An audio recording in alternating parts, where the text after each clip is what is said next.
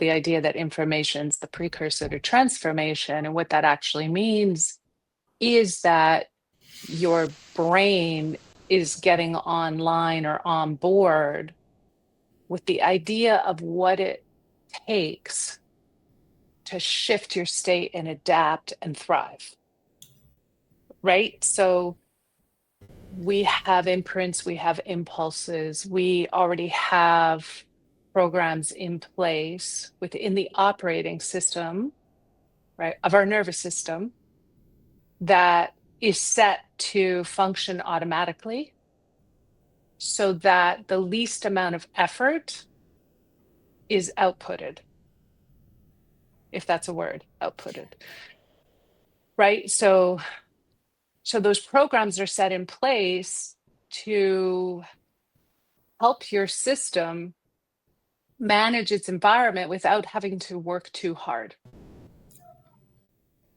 The problem is that a lot of those programs that have been imprinted aren't actually helping you thrive.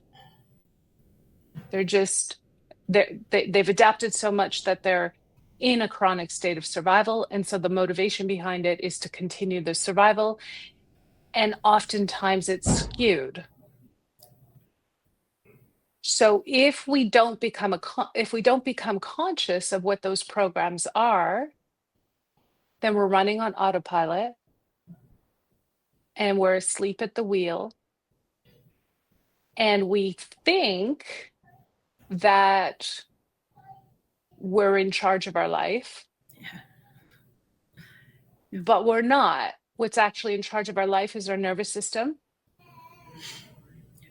the programs and the imprints that are kind of like one step ahead.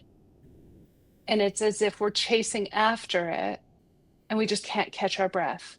So we're tripping over ourselves. Yeah.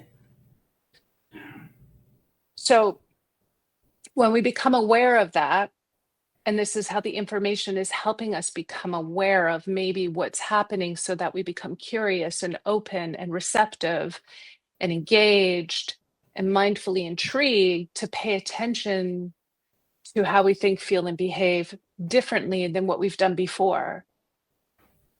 Because when we're in autopilot, we're not questioning how we think, feel, and behave. Mm-hmm. Right? Yeah. Until it becomes so extreme that we can't handle it anymore, because now we're really uncomfortable in our life.